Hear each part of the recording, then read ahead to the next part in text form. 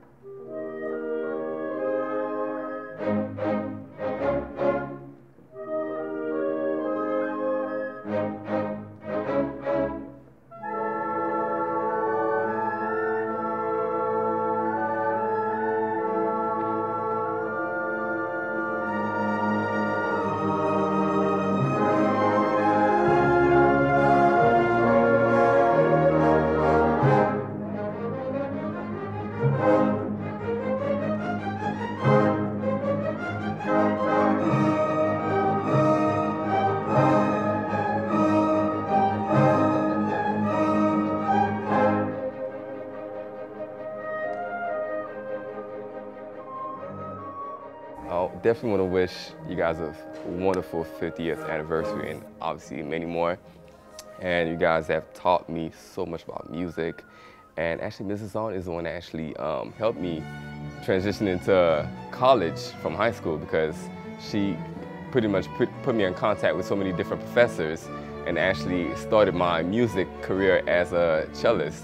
I'm very grateful for that. So happy 50th, Mrs. On. Or not 50th, well, 50th birthday, but anniversary. One of the things that is always real good is that the audience really appreciate and support the youth, not only during the concerts, but you know, in any way that you can. The key things we always look for are parents who are willing to volunteer their time to help the development of youth. And that's a great thing about South Florida. Volunteers come from every facet of life. So those who think that you're too busy, those who have time on their hands, or those who can just make a financial gift. All those things are great opportunities to help serve and support South Florida youth.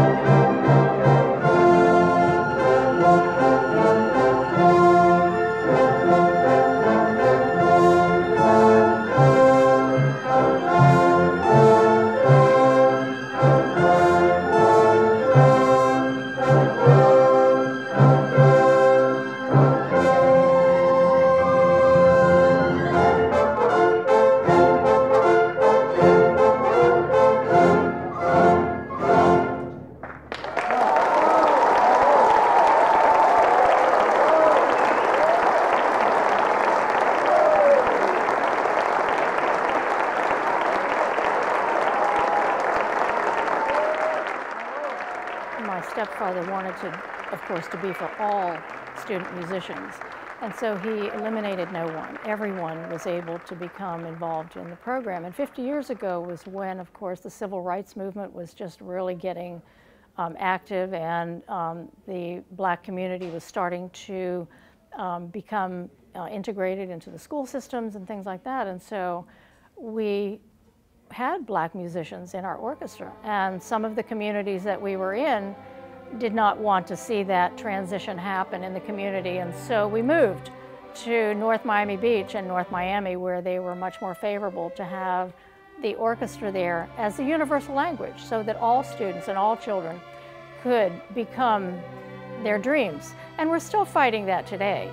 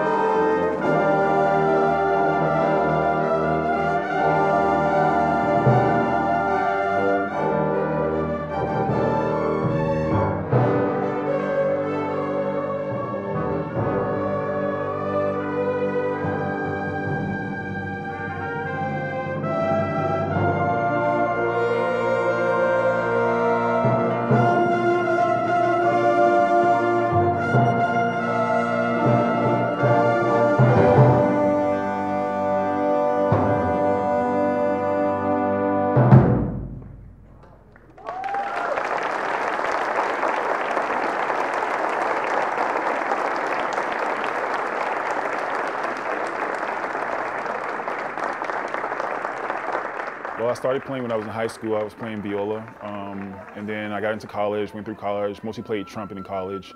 And afterwards, one of my professors, he was conducting me here, and he asked me, if I wanted to come back and teach. I was like, sure, why not? I came back and started teaching the beginning strings, like violin classes and stuff.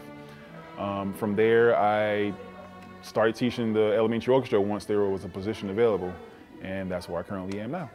The most thing is just trying to get the kids to understand, how fun it can be to play music, because the majority of them, besides this, a lot of them, they don't get to experience it outside of us. So for me, it's just bringing the enjoyment, bringing the excitement of learning to play and being able to play some sort of music somewhere to them. We had wonderful years.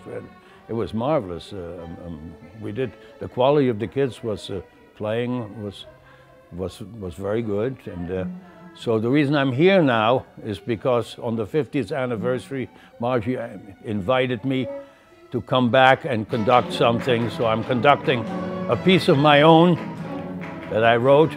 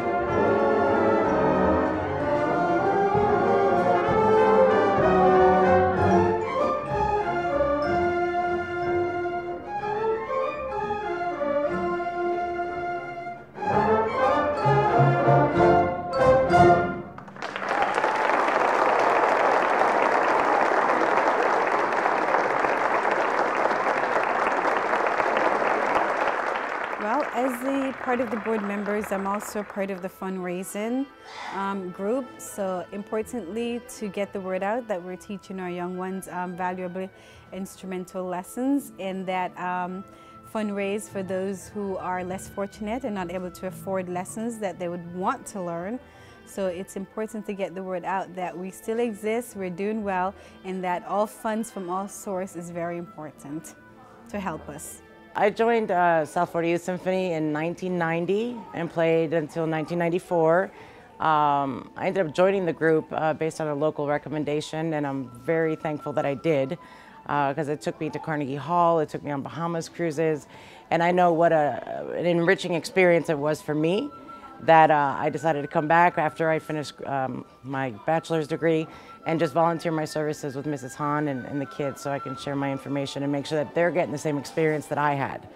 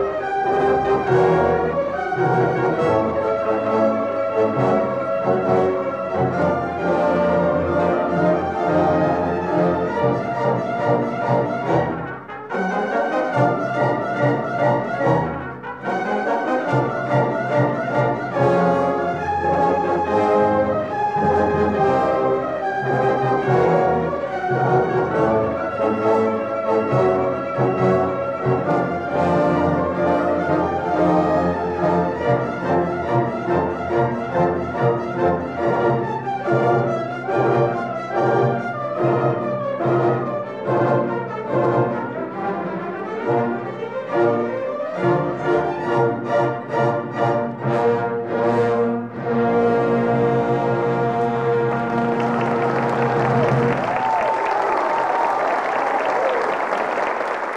was so happy when I got into the Youth Symphony. I felt it was a wonderful opportunity.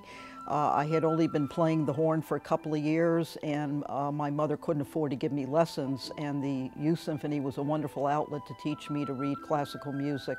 Over the 50 years, I have been actually involved with them as a director for 43 of those years. And through those years, we've had students come through our program that have gone on to become major musicians all over the country and all over the world. We have students that are college professors. They're teachers here in the Dade County and Broward County Public Schools. They're musicians in our local orchestras, the Alhambra and the Miami Symphony and the ballet and the Ars Flores Orchestra. They're here and they're all around. And they're coming to play in this wonderful, wonderful celebration year, our 50th season. And it's just wonderful to see them all, to see their kids and their families, and to know that it was the South Florida Youth Symphony that had a part in developing their lives.